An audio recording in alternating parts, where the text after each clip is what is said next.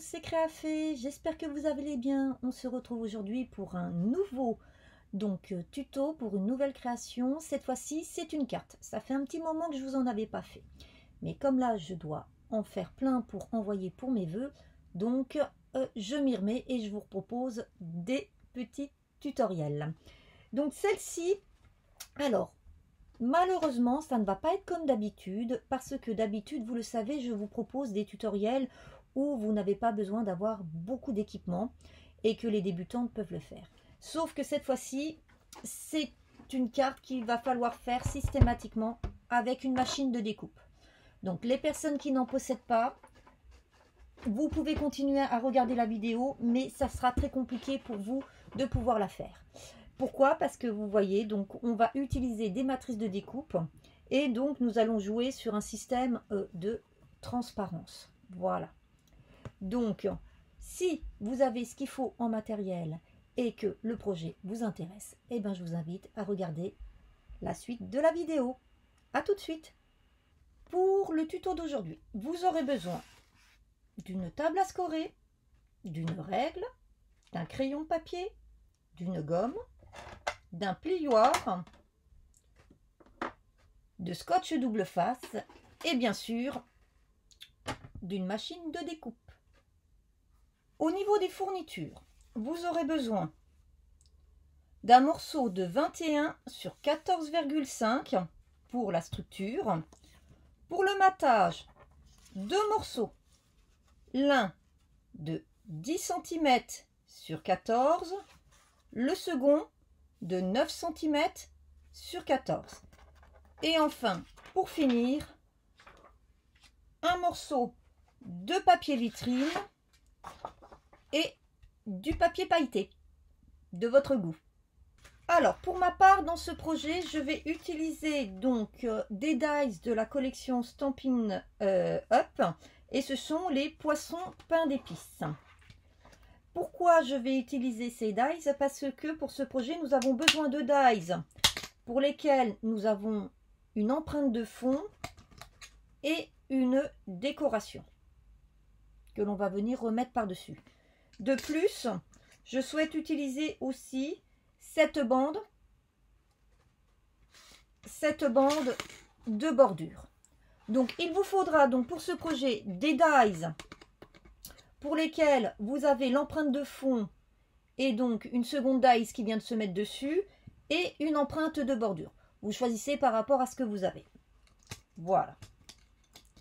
Donc, dans un premier temps, comme d'habitude, nous allons venir marquer nos plis. Alors, pour ce projet, ça va être très facile. On va venir dans nos 21 cm faire un pli à 10,5. C'est tout. Donc, une fois que c'est fait, on va venir marquer notre pli.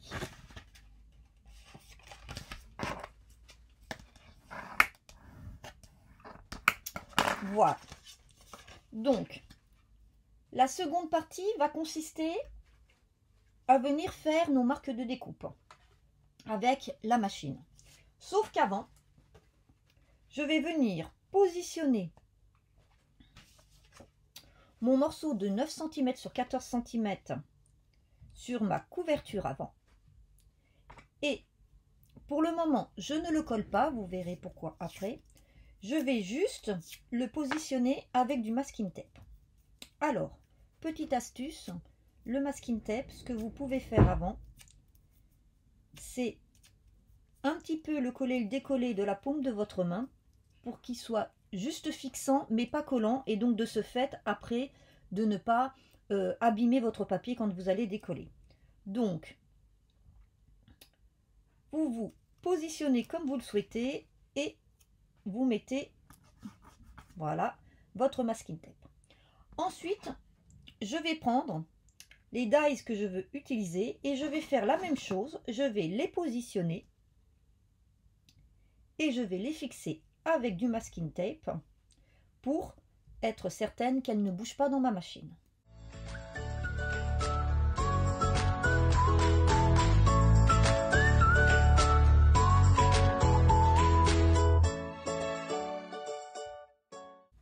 Voilà. Donc maintenant, il ne me reste plus qu'à passer dans la machine, mais attention, nous allons venir passer uniquement cette partie. Vous ne pliez pas en deux, sinon vous allez venir couper en dessous. Donc on va passer que la moitié de notre carte dans la machine. Donc je le fais hors caméra et je reviens vers vous. Donc voilà, j'ai passé dans ma machine et donc je viens retirer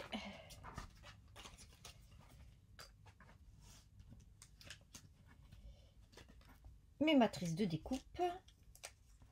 Donc conservez précieusement tous ces petites découpes, elles vous serviront pour une autre fois. Donc voilà. Donc pour ma part, je vais aussi procéder à une autre étape sur ma couverture. C'est que ce document, je vais venir l'embosser avec un décor de Noël qui vient de chez Action pour donner un petit peu de relief et de peps. Donc, hop, je fais mon embossage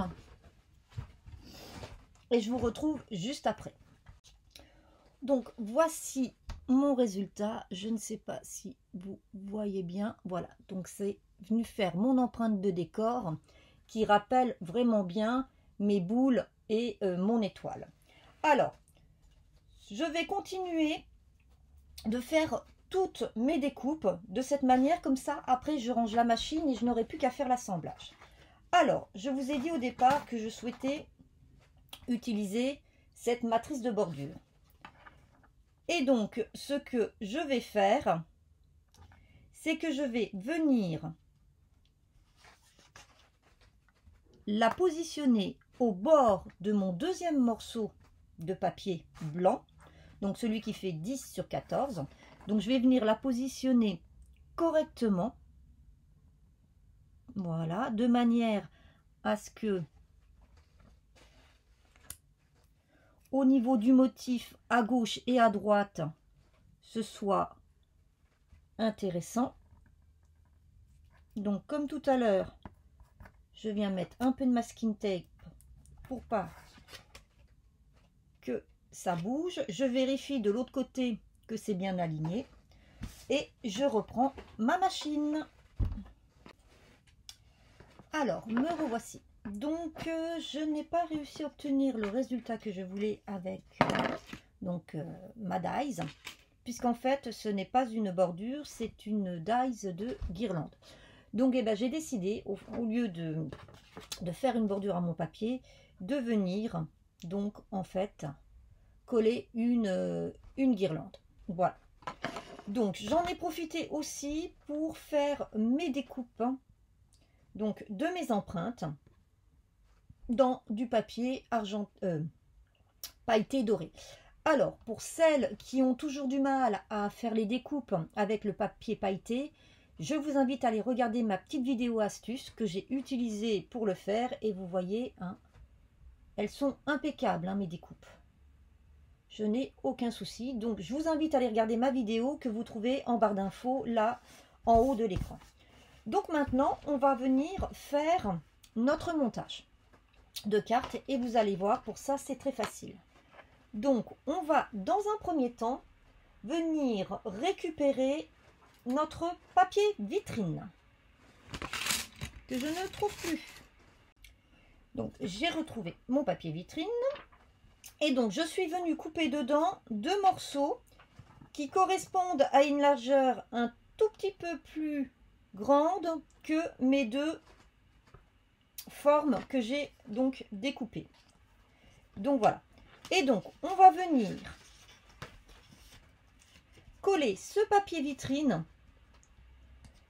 sur le devant de notre carte, là où il y a nos formes. Donc pour ce faire, on va prendre du double face et on va venir mettre à chaque angle un petit morceau.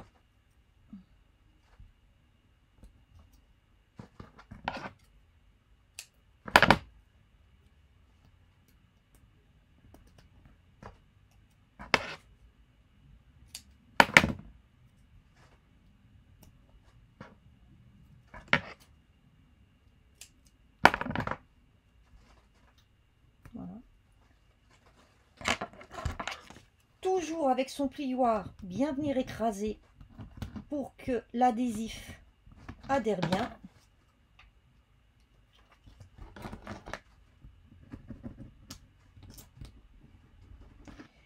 Et normalement, si c'est bien fait, ça doit venir tout seul. Voilà. Donc, moi, par sécurité, je rajoute toujours un petit point de colle.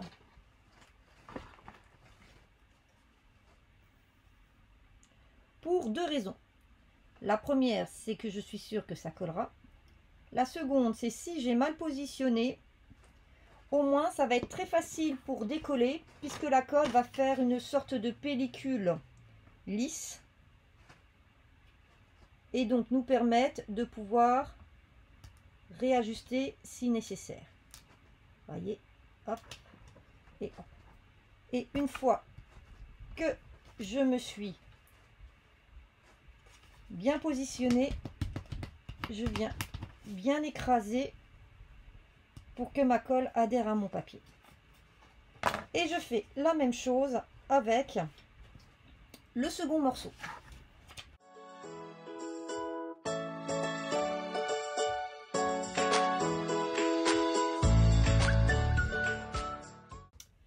Maintenant que c'est fait, donc vous voyez, je vais venir coller une de mes empreintes sur chaque emplacement.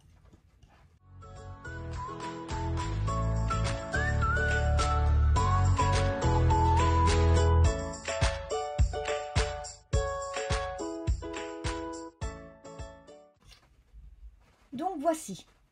Maintenant, je vais venir recouvrir avec mon matage que j'ai embossé pour venir camoufler mon papier vitrine.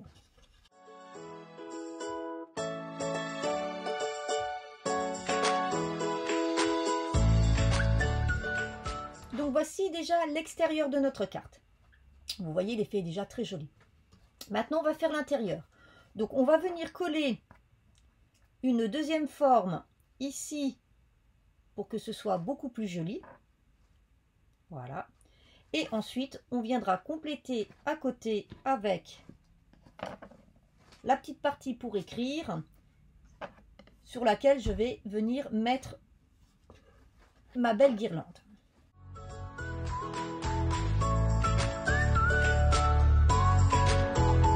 Et je m'aligne correctement pour que l'effet soit le plus joli possible.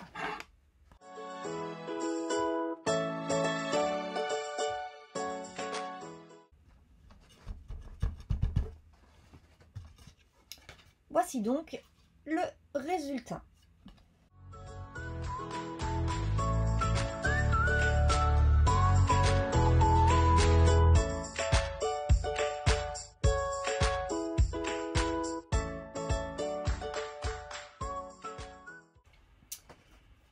Et voici donc notre résultat. Je vais venir faire une petite ou deux décorations de plus à l'intérieur et à l'extérieur.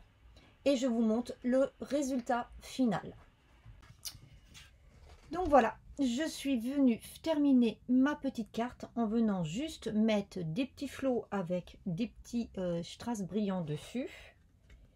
Pareil à l'intérieur mais d'une autre couleur. Et je suis venue de plus mettre une ligne de strass ici pour donner un petit côté un peu plus clinquant.